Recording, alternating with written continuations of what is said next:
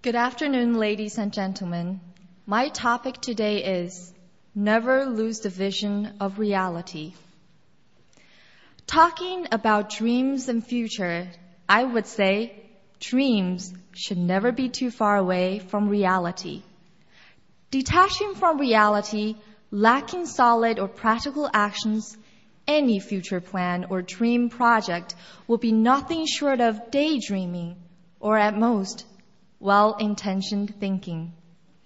Here I am reminded the year of 2000, when 191 member states of the United Nations held a World Summit Conference, which made a declaration known as the Millennium Development Goals, the goals of 2015, which every member state pledged to meet were such as elimination of hunger and poverty, drastic reduction in child mortality rates, reversing the spread of AIDS and other deadly diseases, etc.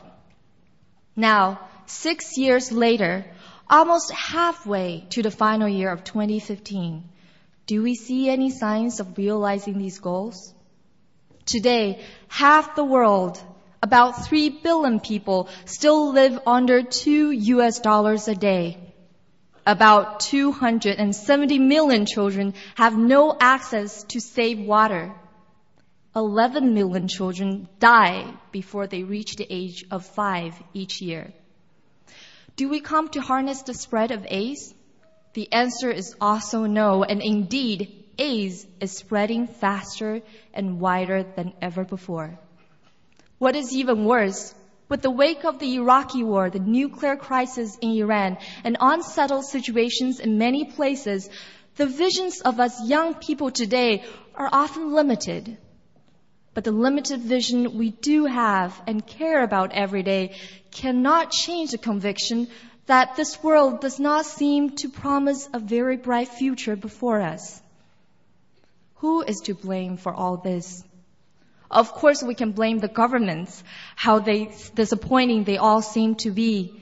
In one moment, they're pledging to build a better future for us. In the other moment, they're igniting wars, killing more innocent people.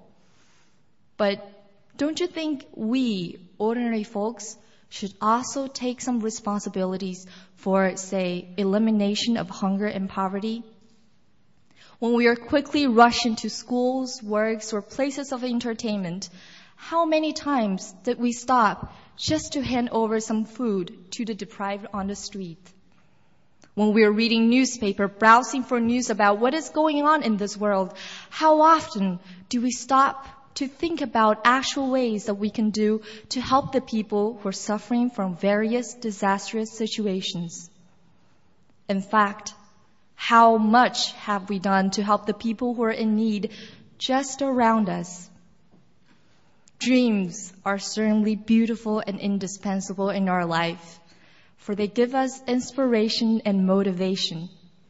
Future plans are certainly necessary, for they provide us with goals and guides.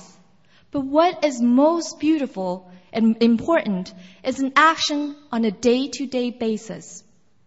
In order to realize our dreams or make our future goals realized, we need to put our words into deeds and base our vision on reality. In other words, while human beings should be, first and foremost, idealists and thinkers, we should also be, and all the more, realists and practical doers. Thank you.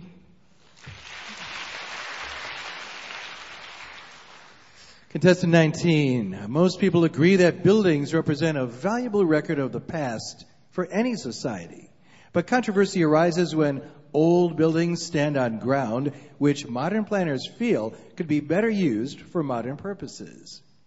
In such situations, should modern development be given precedence over the preservation of historic buildings so that contemporary needs can be served? Thank you, Rick.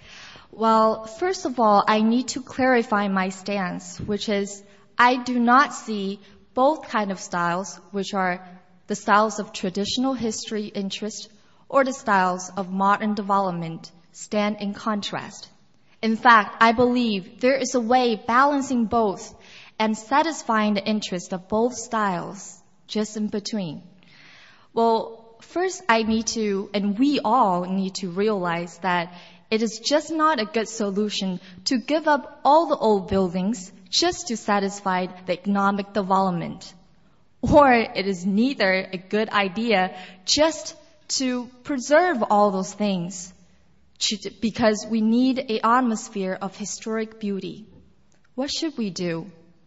Well, what we need to do, and the government of Beijing is doing right now, is to evaluate the significance of historic interest. And they preserve the ones who are of most historic interest. For example, the lanes or hutong of Beijing is already preserved very well as an area in downtown city, and they are attracting more and more visitors and tourists around the country and even the globe. Another part is to divide different visions or zones for different kind of purposes.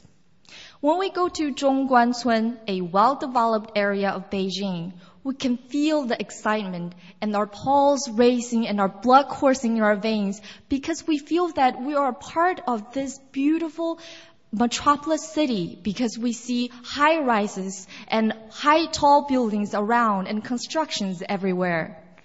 And when we walk into summer palaces or old summer palaces, we feel that we are surrounded by those beauty and scenic places in accordance with Chinese traditional belief and Chinese traditional philosophy.